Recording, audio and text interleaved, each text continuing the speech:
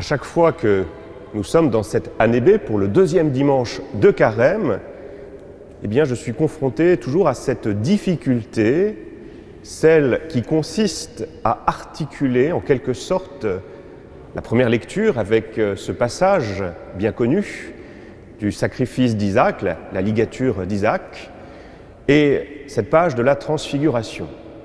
Êtes-vous capable, comme cela, de trouver un lien immédiat entre ces deux textes?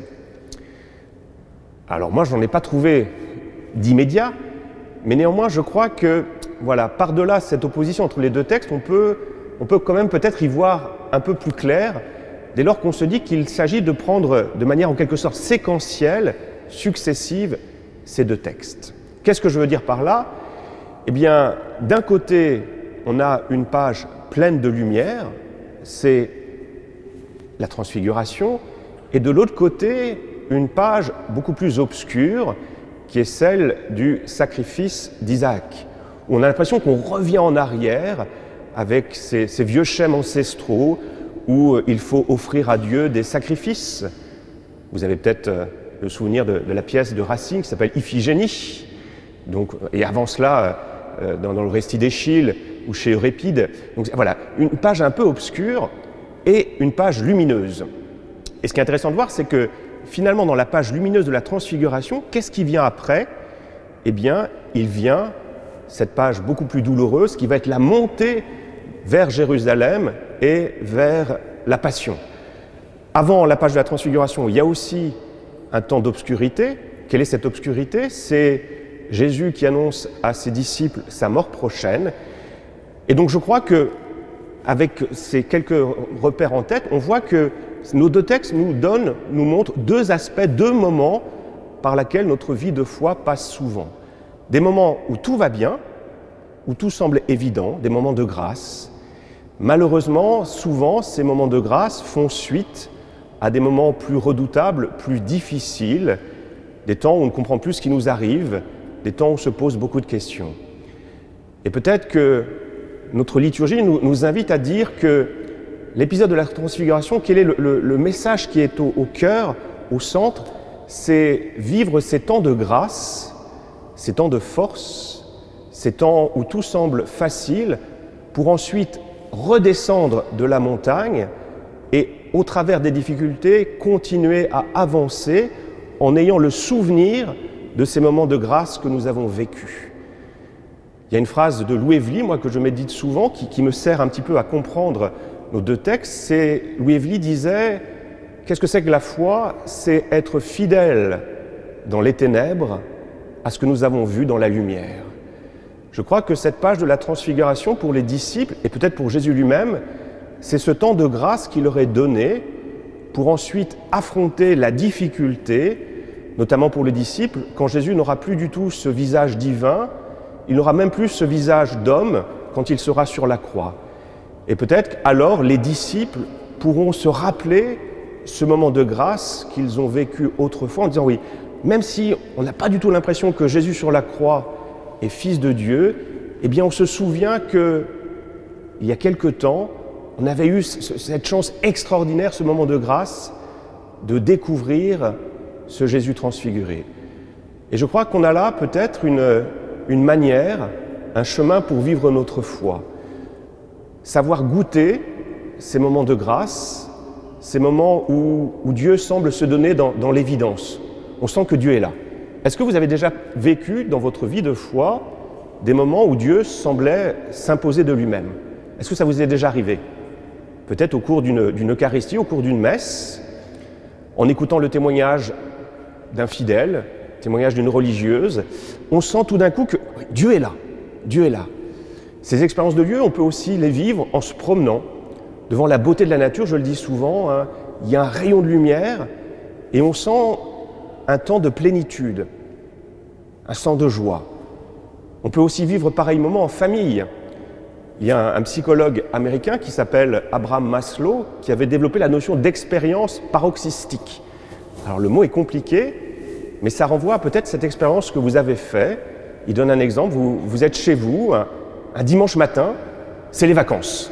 Vous avez pris le temps, vous êtes bien, le petit déjeuner, un moment capital, et puis tout d'un coup, il y a le soleil qui vient illuminer votre fils, votre fille, et vous avez une expérience de joie intense, le temps semble suspendu, et vous êtes heureux.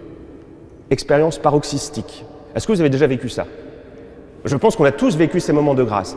Eh bien voilà, la vie de foi, c'est savourer, goûter ces moments de grâce pour ensuite redescendre et quand on traverse des moments difficiles, se dire « Ah oui, je me rappelle, j'ai vécu ce moment qui me fait dire que Dieu est là. Là, j'ai l'impression que Dieu est absent, mais je sais que Dieu est là parce qu'autrefois, j'ai vécu ces moments où Dieu s'est donné dans une évidence. Et je sais que devant moi, eh bien, je vivrai encore pareil moment. » Vous voyez, la vie de foi, c'est cela.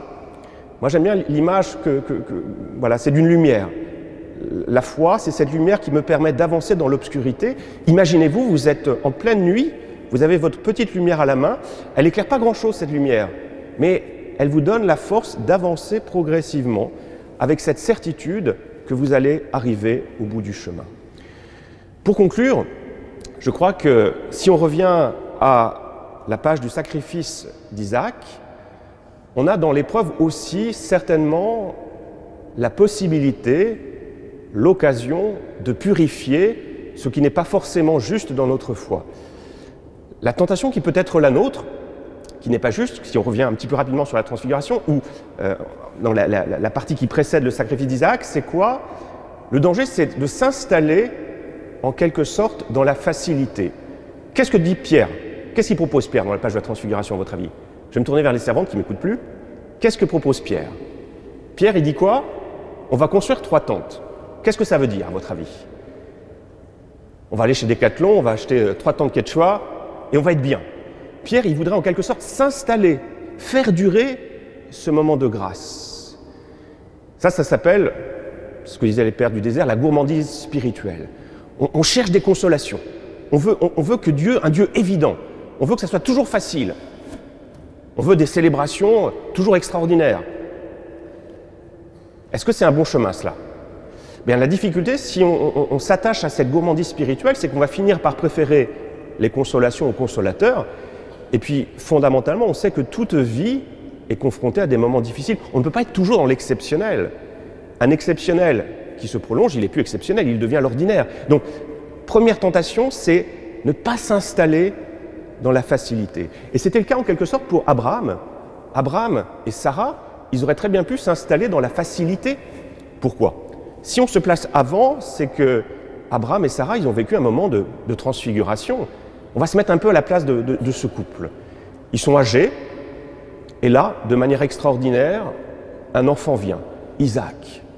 Comment douter de l'existence de Dieu quand pareil miracle se fait voir? Un petit bébé à un âge où on n'a plus de petit bébé. Et donc, imaginez aussi ce bonheur de Sarah et d'Abraham en contemplant le petit Isaac. En hébreu, ça veut dire « il rira ». Pour comprendre ça, une petite analogie, une famille où il y a 5-6 enfants et puis il y a un petit dernier qui arrive. Le petit dernier, qui est la joie des parents, la joie des frères et sœurs, ce petit dernier à qui on passe tout. Avec les aînés, on a été un peu strict, mais le petit dernier, on est tellement heureux de l'avoir, il met tellement de bonheur, tellement de joie dans la maison qu'on lui passe tout. Voilà, je vois des fidèles qui sourient, il y a eu des petits derniers peut-être parmi nous. Voilà, cette joie, cette facilité. Et le risque c'est de s'installer dans cette facilité. Et la difficulté, c'est que la vie n'est pas faite que de moments faciles. Et si on s'installe dans cette facilité, si on pense qu'il n'y a que ça, eh bien on ne sera pas armé pour vivre les moments difficiles. Et donc l'épreuve que va vivre Abraham et Sarah, c'est une expérience pour renforcer leur foi. Et peut-être aussi, il y a quelques analyses qui vont dans ce sens-là, c'est que peut-être le petit Isaac, c'est le chouchou de la famille. Donc voilà, il est au cœur du foyer. Ça devient peut-être un peu étouffant pour ce petit garçon. Et bien dans l'épreuve, qu'est-ce qui va se passer? Isaac va en quelque sorte être détaché de ce cocon surprotecteur pour pouvoir vivre sa propre vie. L'épreuve permet à Isaac d'exister en tant qu'Isaac, en tant que personne détachée de ce couple hyper protecteur. Vous voyez, l'épreuve a permis cela. La deuxième chose, ça sera vraiment ma conclusion, c'est que peut-être que l'épreuve que traversent Isaac, Sarah et Abraham va permettre de corriger leur vision de Dieu. Ça, on trouve cette explication chez un maître du judaïsme qui s'appelle Rachi de Troyes. On est au XIe siècle. Rachi de Troyes, c'est un bon connaisseur bien sûr du texte hébreu, il est juif, et il dit, voilà, peut-être que Abraham s'est trompé en interprétant la parole de Dieu.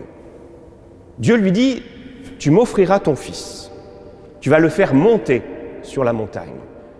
Et qu'est-ce que comprend Abraham? Que Dieu lui demande de sacrifier son fils. Mais ce n'est pas du tout ce que Dieu a demandé. Dieu a dit, tu feras monter Isaac sur la montagne.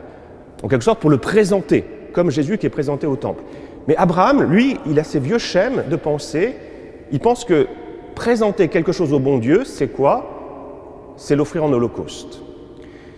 Et c'est parfois aussi l'idée qui est la nôtre.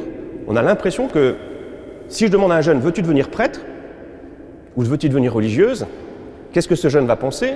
Non, j'ai pas envie de devenir malheureux. On a l'impression que quand on donne sa vie au bon Dieu, c'est qu'on va, ça va être dur, ça va être rude. On a tous cette impression-là parfois. Donc il y a quelque chose qui est profondément pas juste. Vous voyez, l'expérience que va faire Abraham, c'est certainement aussi de corriger sa conception, son appréhension de Dieu. Dieu ne veut pas le malheur. Dieu veut la vie. Et donc il y a quelque chose qui doit être corrigé. Et je crois que c'est vraiment valable pour chacun de nous. Cette semaine, dans la paroisse, on a vécu un moment épouvantable, un moment difficile, surtout pour la famille. C'est les funérailles d'Audreyne. Audreyne, elle avait 16 ans. On ne meurt pas à 16 ans. Eh bien, immanquablement, ses grands-parents se sont posé cette question, mais qu'est-ce qu'on a fait au bon Dieu pour que ça nous arrive?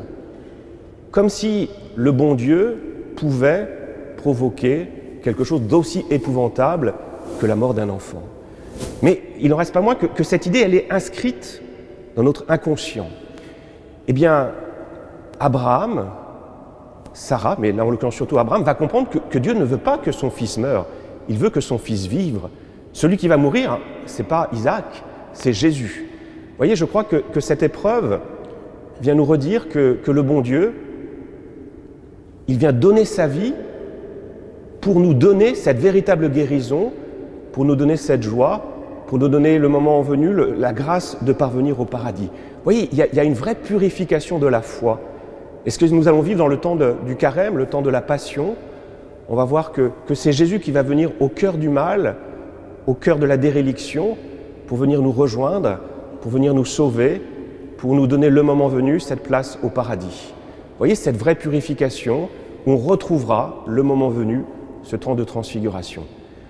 Alors vraiment, prions pour que nous nous mettions à l'école d'Abraham, de Sarah, que nous puissions vivre les temps d'action de grâce quand ils nous sont donnés. Merci Seigneur, et puis que nous ayons la force de redescendre dans cette montagne, avec cette certitude que le Seigneur ne nous a pas abandonnés, qu'il veut notre joie, qu'il veut notre bonheur. Amen.